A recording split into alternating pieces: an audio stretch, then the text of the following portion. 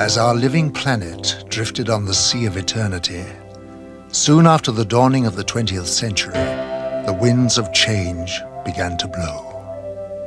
Events were to take place which would change the course of mankind forever. The atomic age had arrived.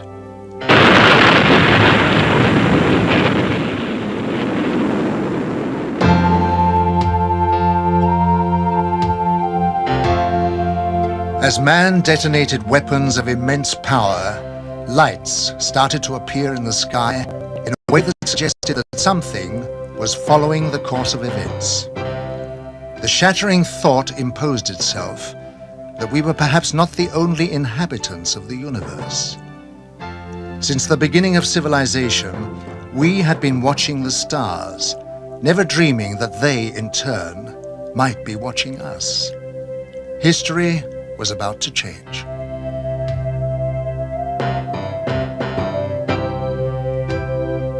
Because these lights appeared suddenly in the sky over Washington on July 20th, 1952, moving from the White House to the Capitol, hundreds of people witnessed the extraordinary event, and it left them stunned. The lights instantly jumped from one position to another. They were also observed by high military officials who knew what the lights were trying to say.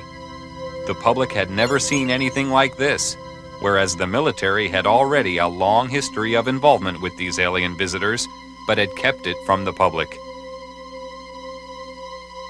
An immediate emergency meeting was called to formulate a plan to divert public attention away from the occurrences. From that day on, it was decided to place the subject under the highest classification of security. Then came the first announcement to mislead the public made by Chief of Air Intelligence, Major General John Sanford.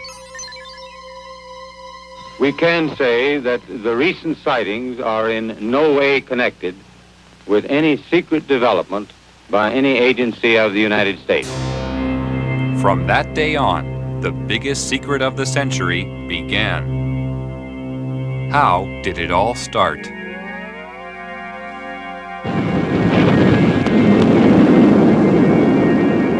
After the first atomic bomb was detonated, more tests were made of the effects on the environment and human subjects to gauge the degree of contamination unleashed.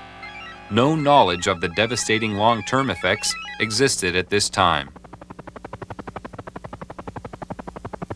Here in New Mexico, an army base close to a small town called Roswell became the focus of attention on July 2, 1947, when Bill Brazel, a farmer, found a crashed disc-shaped craft on his land. The military arrived on the scene and quickly isolated the spot when they found debris scattered over a wide area. They also found 4 dead humanoid alien bodies who had been ejected from the craft. Because of many recent UFO sightings by the military, they accepted the existence of visitors from outer space who obviously possessed a technology which was far beyond our understanding. Now, for the first time, they had tangible evidence and were eager to learn its secrets. Roswell was the home of the 509th Bomber Wing, the sole American atomic bomber group. Major Jesse Marcel, an Army intelligence officer, was engaged on the recovery operation and asked Walter Haut, the Army Public Relations Officer, to prepare a story for the local newspaper. He told me to prepare a release with basically the information that he gave me over the phone. When it was done, to take it into community and hand deliver it to the 4 news media we had in Roswell at that time, which is what I did. The story was published in the local paper. The news was also prepared to be aired by the local radio, but Judd Roberts, the radio station manager, was warned not to broadcast it. Sorry. The question that we ran into is the very next morning, some friendly person, probably from Clinton Anderson's office, called us from Washington and said, we understand that you have some information, and we want to assure you that if you release it on this matter, because it's not supposed to be released, it's very possible that your license could be in jeopardy, and so we suggest that you not do it. And he said, when I mean in jeopardy, like maybe 3 days. Preparations were made at Roswell Army Base for the transport of the wreckage. Robert Shirkey witnessed the secret handling of the parts. They came in the front door, straight down the hallway, and right out onto the ramp to climb into the airplane. And these were the people that were carrying parts of the crashed flying saucer at that time, UFO today, that I got to see. And that was the only thing I got to see. And it was very short, very quick. Colonel Blanchard, in order to get out of their way, had backed into the doorway of the ops office. And I stepped up to him and I said, Colonel, turn sideways, I want to see too. On instructions from the Pentagon, Thomas Jefferson DuBose and General Ramey created a cover story saying the crashed object was a weather balloon. We used that in order to assuage the curiosity of the press. The wreckage was loaded back onto an aircraft and flown out under cover of great security and secrecy to Wright-Patterson Air Force Base. The pilot kept silent for several years, but informed his wife after the story appeared in a newspaper. I guess now that they're putting in the paper, I can tell you about this. I wanted to tell you for years. He said, I want you to read this article because it's a true story. And I not only know that it's true, but I'm the pilot who flew the wreckage of the UFO to Dayton, Ohio. Wright-Patterson Air Force Base was considered the most technologically advanced research center in the United States. The wreckage of the Roswell crash was dismantled for analysis. The matter was considered of such importance that the orders came directly from President Truman. Under the cover of the CIA, Truman created a group called Majestic 12 for dealing with and covering up all information about UFOs. President Truman gave the task of handling UFOs only to the highest-ranking generals. After the Roswell crash, a special group of scientists was formed and facilities built to be prepared to deal with any further UFO crashes which would occur. Wendell Stevens was a lieutenant colonel in technical intelligence in the U.S. Air Force and is now a UFO investigator. Now having an extraterrestrial vehicle and some bodies in their hands, didn't know when the next one would come down, where they came from, what they were going to do about it. There were a lot of unanswered questions. And the United States was in a turmoil at the time administratively because we were shifting from a war economy and a military-industrial command structure to a civilian structure. So the military was still dominant, and they wanted to keep control of this until they knew what was happening. So they created, and remember, General Marshall was our Secretary of State at the time. He was a five-star general. These people selected certain representatives from the military-industrial complex that they controlled, generals and admirals and certain scientists that worked with the military and worked with industrial planning. These men were designated as a task force to take charge of any event that followed. And one did. Almost a year later, on the 25th of March of 1978, the next one came down, 1948, the next one did crash, and it came down under observation by radar so that we knew where it landed at the time that it struck the ground, and a helicopter was over it in less than an hour. It reported what it observed, and the plan generated by these people from the military-industrial complex after the Roswell crash was immediately put into place. All of the generals and admirals and advisors and scientists were contacted and ordered to proceed to a base in Colorado, where they were picked up and driven to the crash site. Now all of these men have gone to the scene to see for themselves what an alien vehicle looks like, and they were going to advise General Marshall directly, who was controlling everything from remote position from telephones, on how to proceed. And when an operation is that big, you can't cover everything up. We discovered that the owner of the property where the vehicle came down was arrested in his house with his family, and they were kept in the house for 4 days, not allowed to go outside or anything. All the roads in the area were blocked. All access was closed. People that lived close enough to know something about it were kept in their houses. Now, if it never happened, then this evidence wouldn't exist. But now we are finding solid evidence that something strange did happen, and that these events actually took place. Then we found people who observed the recovery of the craft from a distance, that saw the task force moving across off roads over country to a secure military facility at Los Alamos.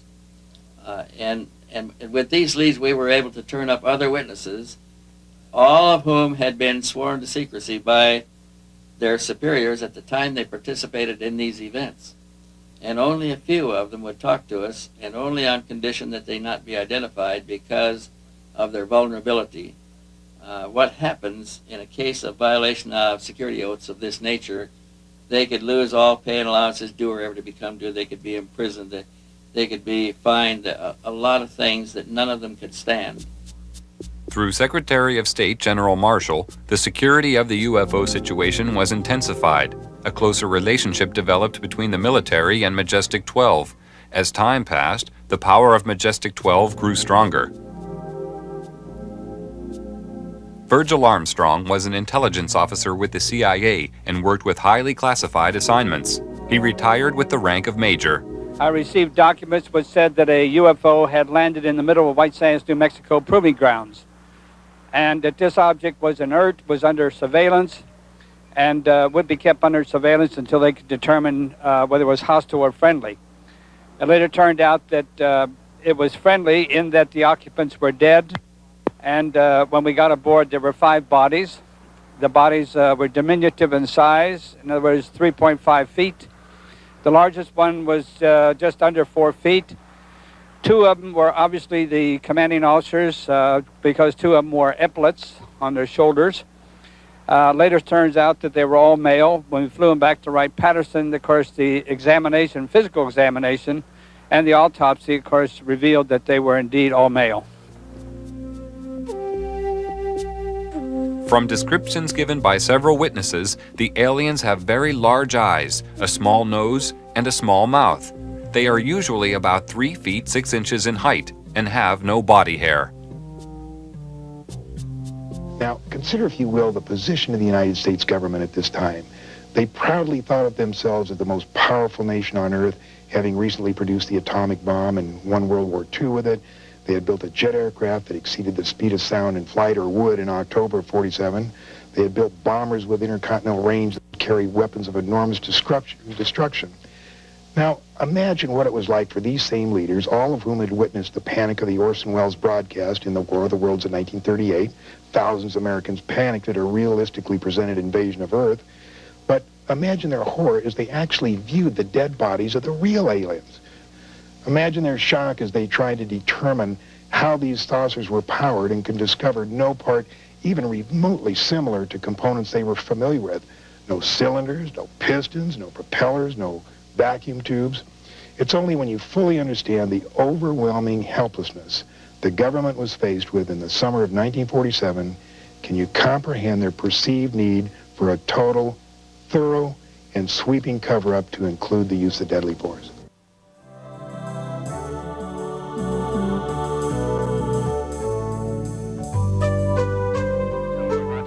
President Truman ordered a heightened level of security after the capture of a live alien from a UFO which had crashed. Because of the ever-increasing numbers of UFO sightings at the time, it was decided to create a project called Blue Book, which was designed to suppress public knowledge and create an atmosphere of ridicule around the subject of UFOs. Professor J. Allen Hynek was a professor of astronomy and an astronomical advisor to the United States Air Force on their UFO educational program. And I know the job they had. They were told not to excite the public. Don't rock the boat. And I saw it in my own eyes happen that whenever a case happened that they could explain, which is quite a few, they made point of that and let that out to the media. Things that the cases that were very difficult to explain, they would jump the handsprings to keep the media away from it. For they had a job to do, to, whether rightfully or wrongly, to keep the public from getting excited. A live alien was captured in 1948 after a UFO crashed in America. He refused to communicate for 1 year and was given the name EBE, or Extraterrestrial Biological Entity. He later began to communicate and gave details of his home planet. EBE had a large crystal which he linked to his mind telepathically and was able to communicate with his own race. He was also able to see into the past and future and perform many other amazing feats. He told of believing in the universe as the supreme being and stated that his race lived in harmony without wars and had nearly eliminated all diseases. He said they lived to approximately 800 years of age and that their technology was far in advance of ours. The authorities were amazed by the things they were shown through the crystal. EBE was able to communicate with huge spaceships which were holding orbital positions thousands of miles from the Earth. He told them that their craft were capable of reaching areas in the universe beyond our imagination, and that they were operated by thought control coupled to biological computers, and consequently did not have any control systems as we understood them. He talked about his planet and how their technology had created a system where everything was self-functional and did not require a workforce to operate it, and that everything was monitored from a central control system. He said that technicians were present there. He said their power source was eternal energy from the cosmos. He told them that his race didn't have a government like Earth, but a society governed by wise elders who sat in council to make decisions of policy. They did not have a monetary system because the needs of the people were catered for by the Federation, which made them all equal. At the request of the aliens, a meeting was arranged with President Eisenhower in 1954. It took place amid tight security at a secret location.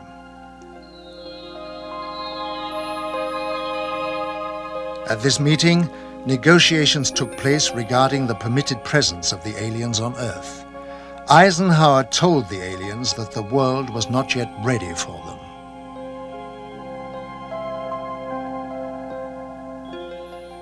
Eisenhower witnessed an alien demonstration of technology and power at Muroc Dry Lake, which is now called Edwards Air Force Base. I believe we made a deal, and the deal was that in exchange for super technology, super weapons technology, we would agree to ignore the abductions that were going on. He made it more military-oriented than, say, a civilian president would have. And it's this, I think, that has let his actions let the real power of the executive office slip through the hands of the president into MJ-12. The President of the United States does not have a high enough clearance to know the whole thing. And it's interesting to note that above top secret there's 38 levels of clearances. Eisenhower's the last president to have a full briefing on the alien problem. There was a disdain of elected officials throughout the intelligence and military communities, and they just didn't like the elected officials. So every president since then has not had high enough clearance to know the whole problem. Now they know there's aliens, they know we've recovered saucers, and they know that we're trying to get technology. But there are certain other things which probably only about 25 people on the face of this earth know.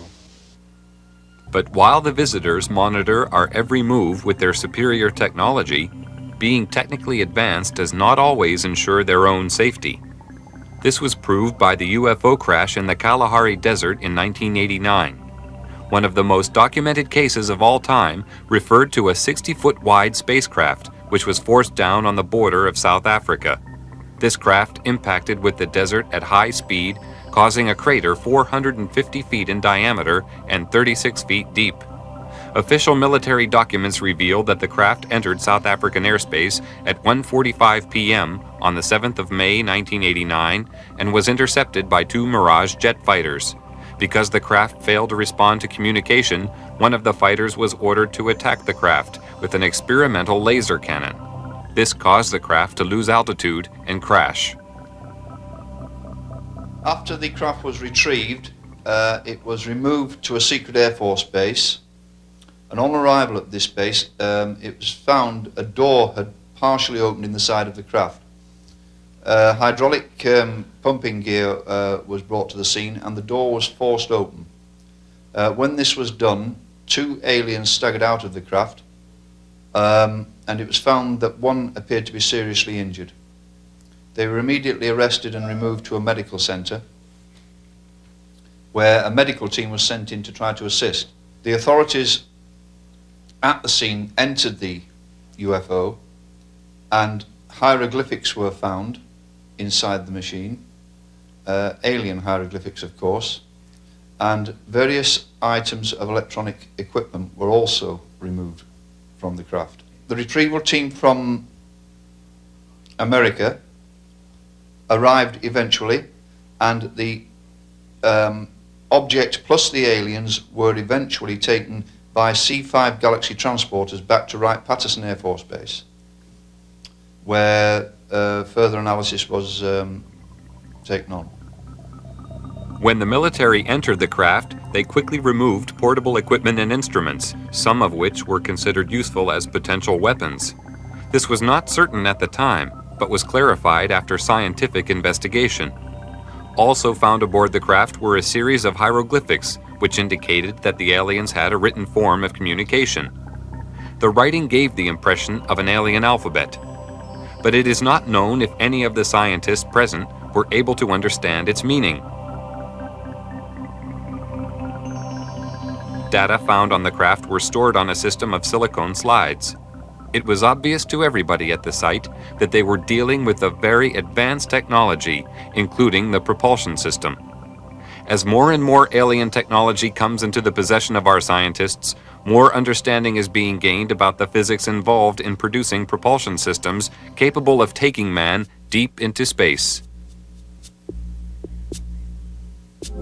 The American Naval Deep Space Command, who also call themselves the Guardians of the High Frontier, are responsible for the location and identification of all objects in space around Earth. It's their claim that they can track and identify an object as small as a football at a distance of 30,000 miles. They refer to unrecognized tracks as unidentified orbiting objects and have been known to locate up to 6,000 of these in a 3-month period. Their area of responsibility lies outside the Earth's atmosphere.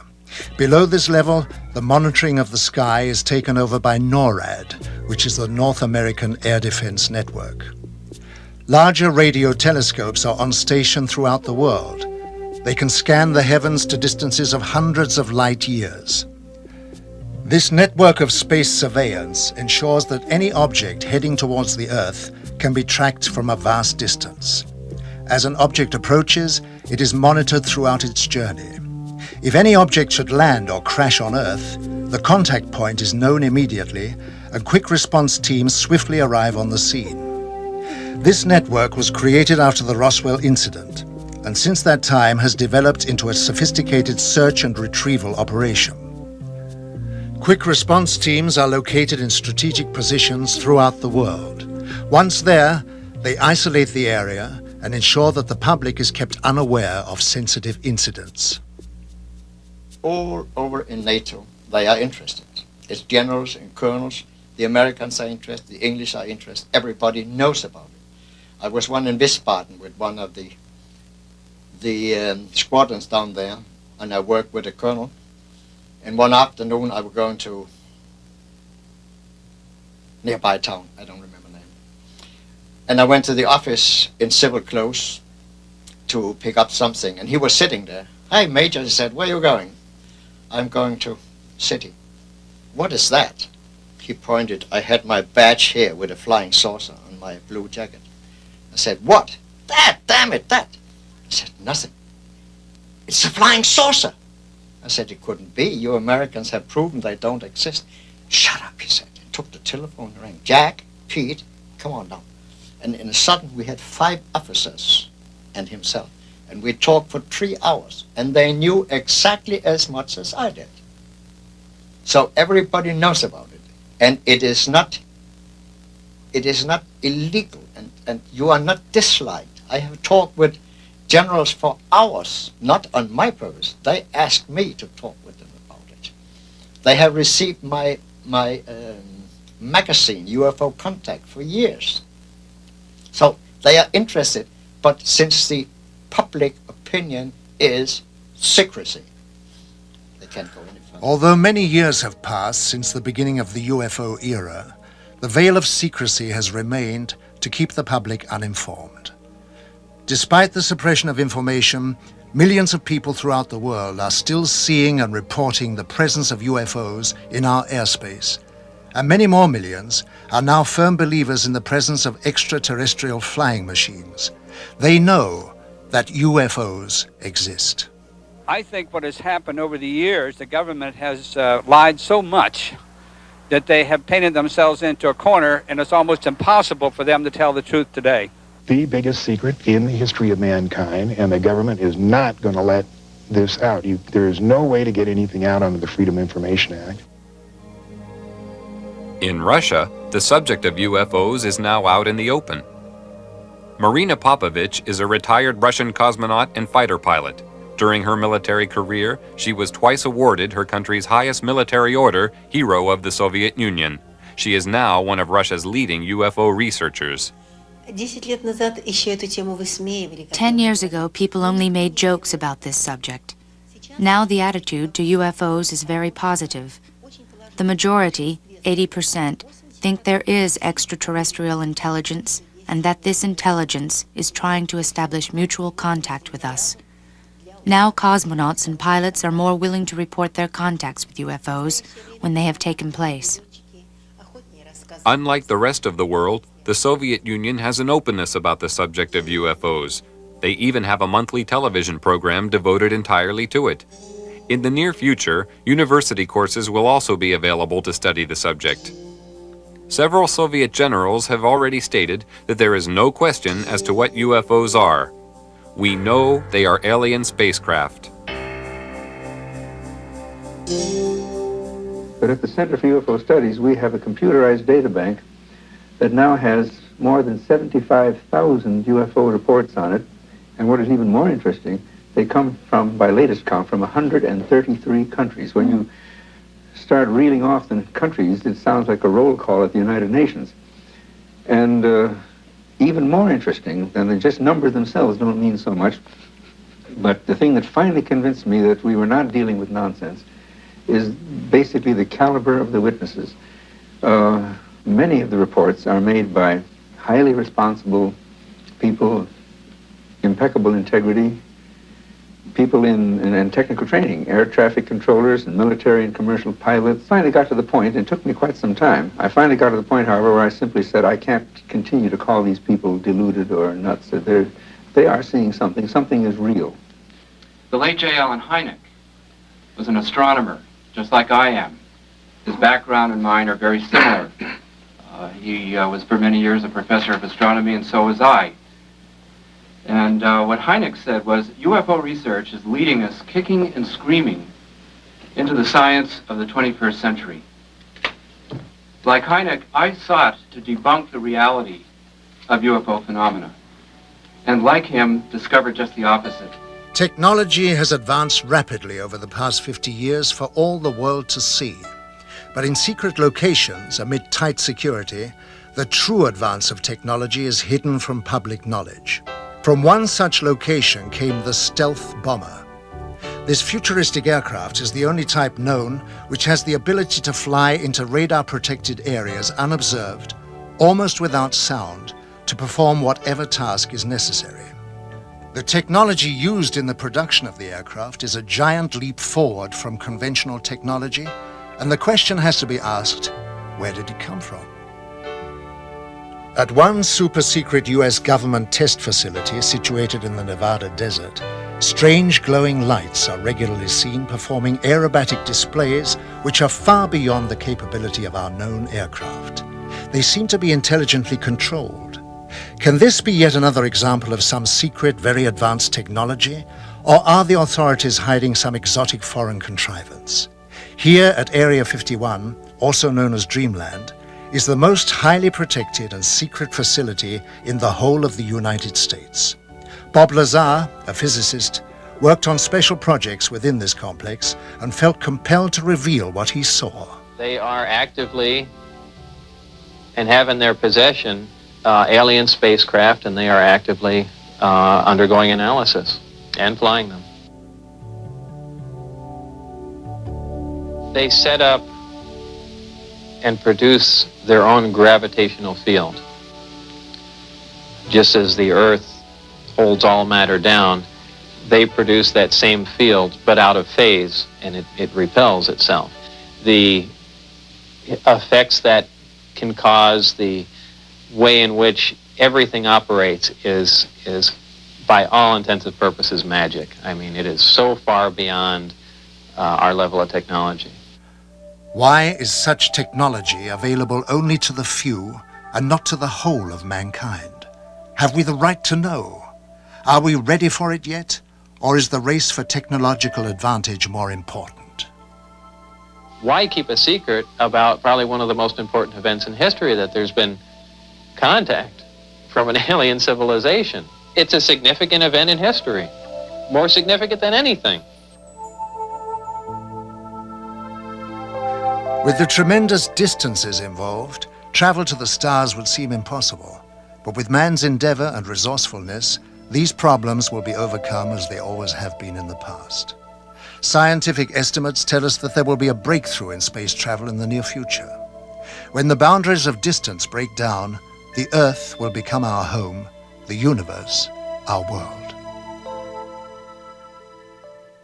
If NASA has its way, many of the next generation will be residents of Mars, and the move towards this has already begun with the development of a space station.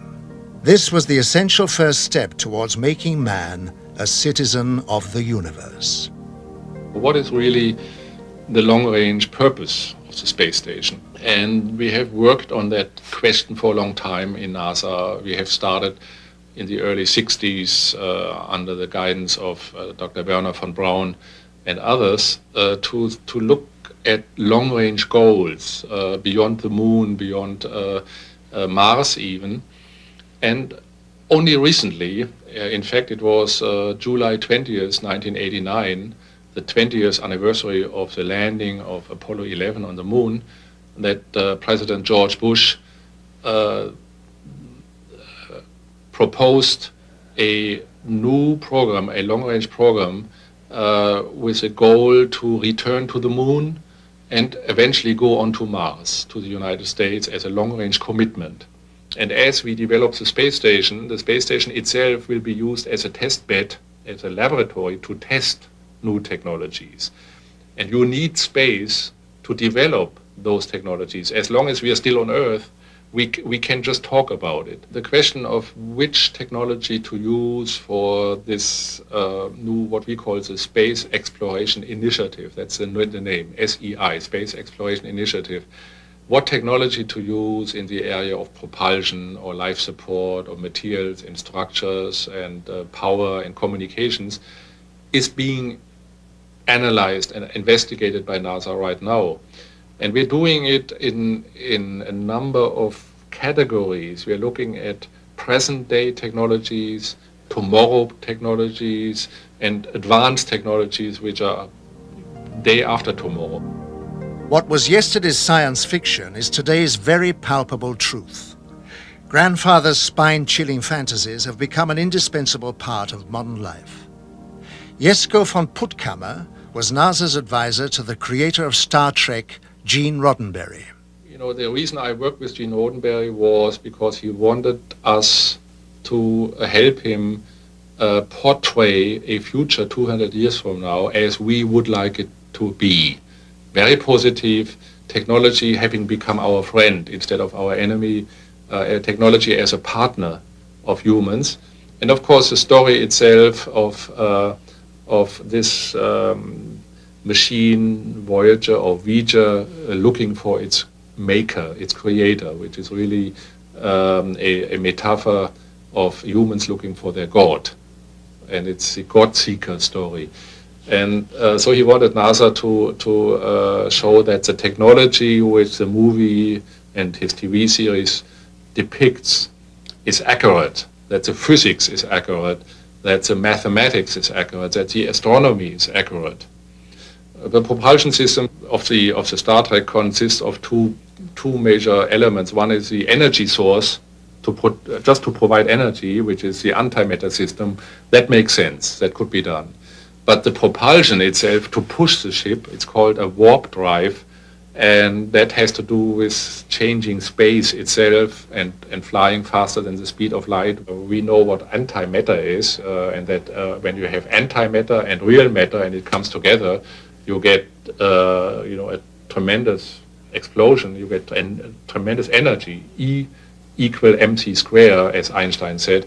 And so this is the most powerful reaction you get in the universe, therefore the Starship Enterprise uses it.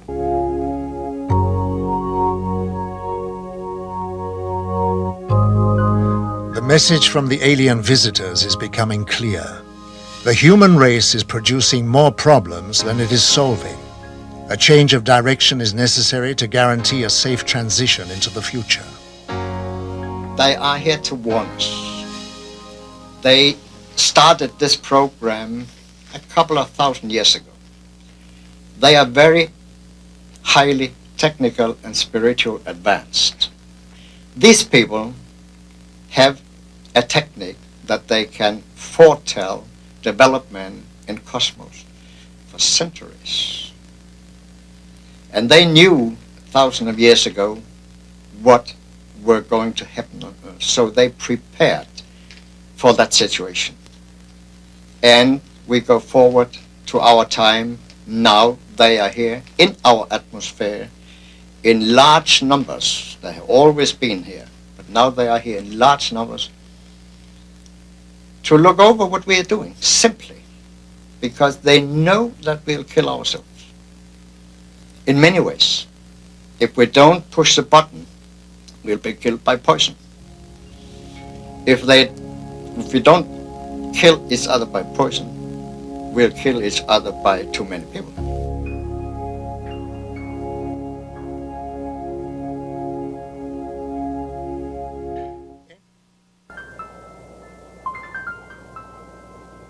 Earth, the gem of the cosmos, a living, breathing miracle of creation, the home of mankind, a partnership of dependency and loyalty to each other. The passing of time saw man forget his loyalty. He began to poison and suffocate his planet because of his growing need for power to fuel his technology. A scientist of great wisdom and vision, Nikola Tesla, foresaw this danger and offered the world his discovery of the magic wave as pollution-free energy. His offer was rejected. Tesla gave you multi-phase power, he gave you AC power, the practical transmission of electrical power, the rotating electromagnetic field that made motors and generators possible. And so he literally helped you bring in the electrical 20th century. Had it not been for Nikola Tesla, your cities would still be dark, you still would not have electric power, and you'd still be struggling around in the dark. So yes, Nikola Tesla was important to us. Had we listened to Tesla about the other parts of the magic wave he had discovered, he would have given us cheap energy. I delivered a paper in Ottawa, Canada, where I gave the actual mechanism by which his amplified transmitter, his magnifying transmitter, actually worked. There are over 1,000 papers in the scientific literature that show that mechanism is real. It would have worked, and he could have given the world cheap energy. You could not, however, have had a power meter on that you sell it to folks. They could have tapped it cheaply and freely just for building the antennas and putting in the taps. And so the powers that be suppressed Tesla and Tesla's work because of the fact that he was going to get the power meter off of your power. He would have given you cheap energy and cheap power and clean power. He did give you radio, he gave you fluorescent lights, he gave you the things that made motors and generators, and he gave you the electrical 20th century. He would have given you a lot more had we listened to Tesla and funded him. Tesla's advanced knowledge of the laws of electricity and magnetism, combined with his ability to put them into practice, gave him foresight into the next generation of electronics with regard to light and its structure. He was an ambitious man who was a great favorite in society, where he would show a light bulb in his hand burning without any electrical connection. Tesla said, "I could only achieve success in my life through self-discipline, and I applied it until my wish and my will became one." He was a magnificent genius, and had he been funded to continue his work, the world would have been 100 years further in science than it is today. Here some 80 years later, so to speak, after the collapse of his magnifying transmitter, and here we are trying to rediscover what Nikola Tesla was doing right at the turn of the century. And so we're almost a century behind where we should be. That's the importance of Nikola Tesla. Progress is the process of moving forwards and not backwards. It is a combination of achievement and forward vision which serves its creator without fear of unforeseen consequences. There can be no progress if these rules are not observed.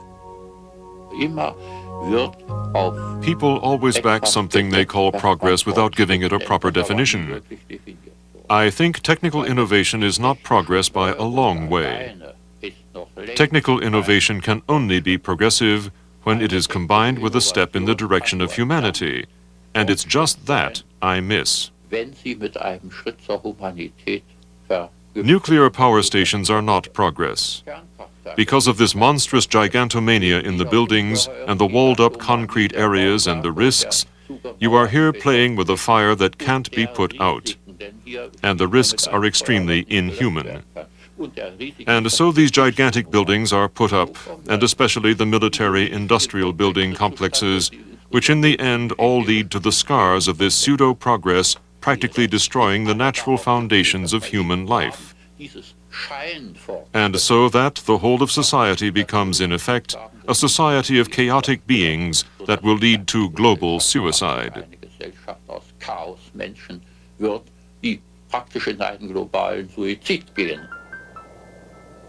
Real progress is being made in a laboratory in Canada. Here, the full significance of the physical laws of light and space have become clear to John Hutchison, and he is utilizing this knowledge to produce cause and effect experiments which lead to an understanding of the harmony of nature. Science, in harmony with the laws of nature for the good of mankind, will hold great values in many fields and would advance its course beyond our present comprehension. John Hutchison has been working in the areas of electromagnetic forces and the changes in the molecular structure of materials for many years. He has in this time achieved a breakthrough in anti-gravity knowledge, providing spectacular examples of heavy objects flying through the air without any visible signs of propulsion. He has also made amazing discoveries concerning the alteration of compositions of materials by subjecting them to a form of electromagnetic bombardment. We're looking at something which you know shouldn't be happening. The result of these experiments showed in graphic detail metal heating to a near liquid state without heat. Hard metals would turn into soft rubbery objects, proving that any substance could change its form if the science involved was understood.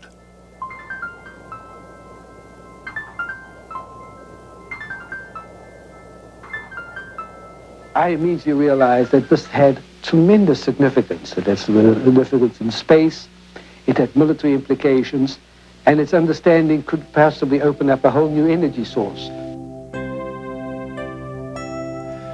Hutchison is one of the growing number of scientists who realize that by applying physics to the natural laws of the universe, science will be taken into areas previously unrecognized. John Hutchison's achievement will give science a new momentum as it moves into the next century. The technology that we are aware of is quite staggering anyway. But then there is also the technology which the governments are putting together, which we don't know about, and they've obviously got their own reasons for their secrets. But if we had any comprehension of how advanced this technology was, then I think people would then begin to realize that even our own people are far more advanced than they would believe. And once they can realize how wrong they were in this direction, then they can start to wonder, well, if we are as advanced as this and we'd no idea of this, is it not feasible that there is something out there which is more advanced than this? And perhaps all the technologies which are being put together at this moment in time are catching up on our alien friends, which I very, very much doubt. But I'm sure that is the reason this technology is being put together. You've got to realize that things are not always as they seem. And once we can get out of this thinking, out of this box we're in, that there is something more than what we are being taught, what we have learnt, there are things outside the scope of this, then I think you'll begin to see the potential for people from out there visiting us. And not just now, not newly visiting us, but have been visiting us for hundreds of years. The truth about UFOs may be painful for us to face, and this might provide a continuing rationale for the government to maintain secrecy. But the truth will and must be known eventually. Continuing our denials and fears, in my opinion, are only adding to the problem. We are all in this together. In a time of opening relationships with the Soviet Union, we have the potential for radically demilitarizing our foreign policy, reallocating those resources toward preserving our planet and opening ourselves to the global village.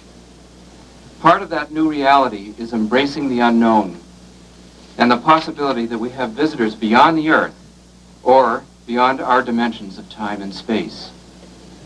We must enter our new openness in peace and without recrimination. Our government of the people, by the people, and for the people needs to be involved in the process, not as a hostile, separate, secret unit.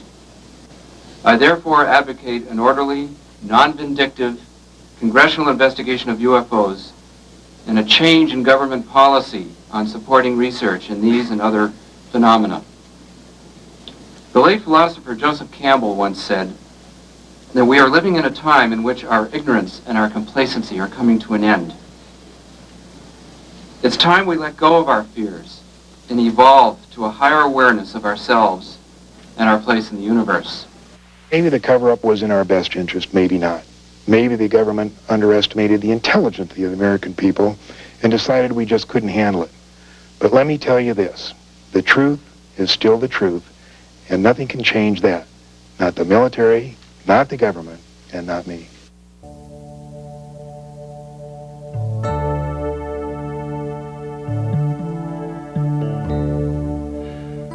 Although mankind has been faced with many crises throughout history, he has always been able to overcome them.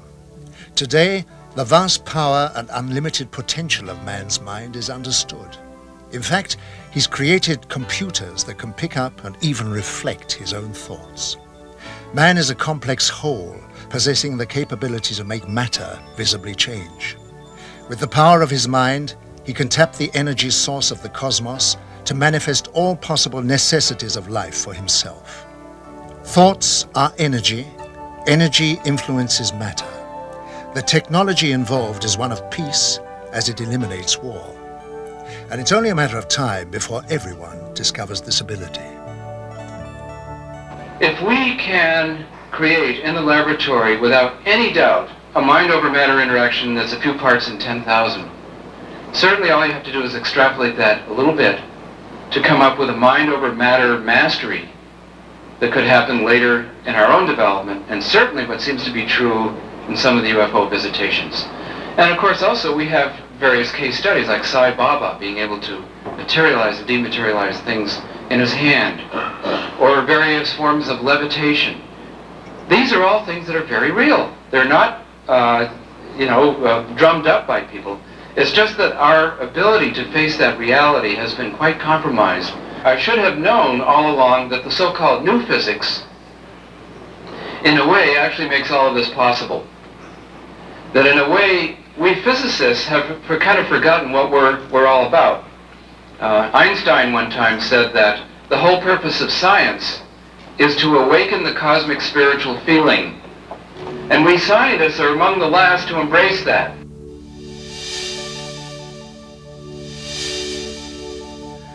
The cosmos is the energy and lifeblood of all things. Man is part of this energy and therefore holds the potential to achieve literally anything. Science is in the early stages of attuning to this enormous reservoir of knowledge, where anything is possible. Our comprehension of such things is limited only by the painful realization of change. The idea of a living cosmos is such a new concept that we have not accorded it its rightful place.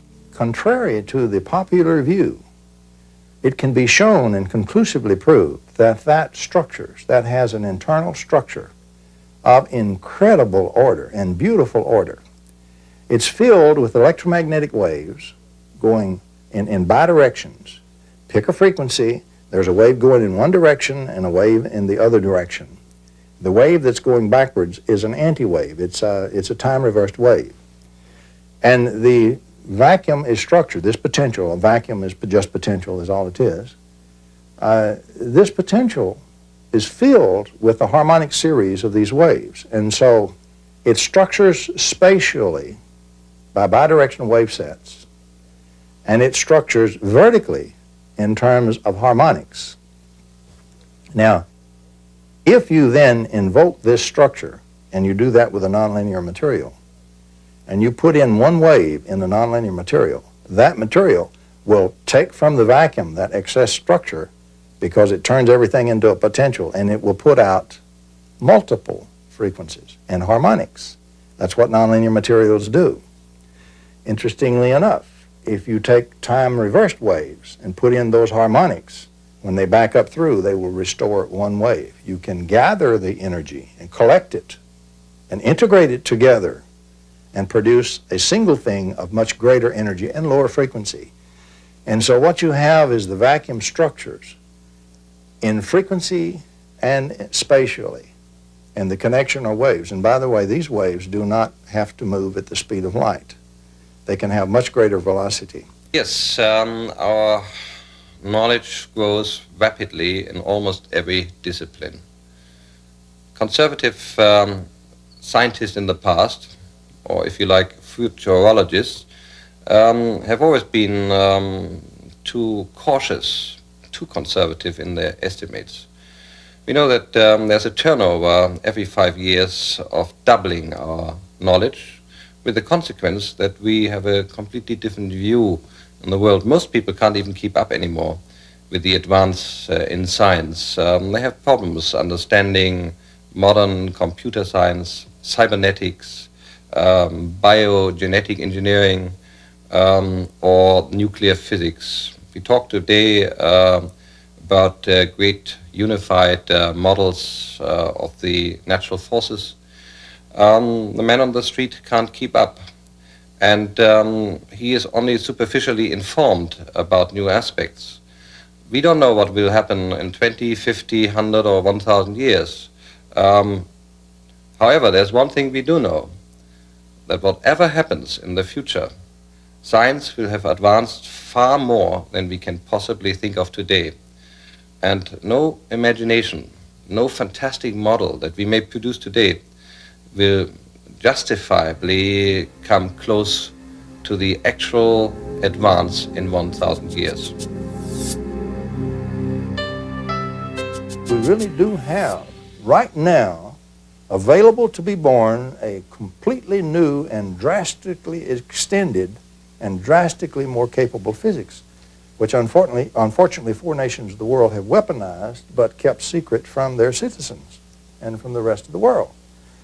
And what I am saying is that it's high time that instead of just using this in secret to build more weapons to kill more people and hurt more people or control more people, what we need to do is bring this out in the open and let's use it for the positive benefits, to heal people, to give them cheap energy and clean energy, to clean up the biosphere, to clean up our whole act, to be able to heal all these diseases and this kind of thing. That's what I'm saying we've got to get on with the job.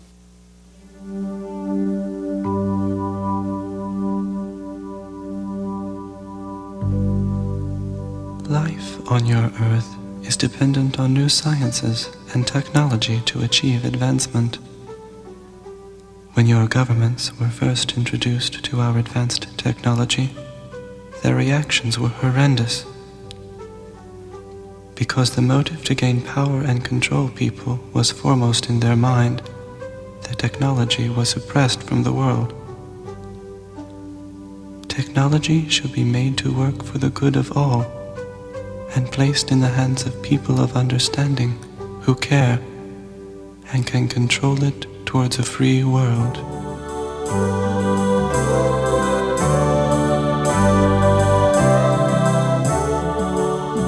I think the first point in overcoming any difficulty or any problem or any crisis is to have the faith that something better is possible. Without faith, without trust that it can work out better, without the vision of something greater, it won't happen. So I think we have to have some kind of vision, some kind of faith. In traditional Christian terms, this is the idea of the kingdom of heaven. And most visionary schemes in the West are under the influence of this Judeo-Christian model, that at the end of history there'll be a new era, a new dawn, a new age, the kingdom of heaven. A utopia. Well, I mean, there are many different ways of formulating this. We have to think this. I think it's built into our whole civilization. It's very difficult for us not to think this, or at least if we don't think it, we despair.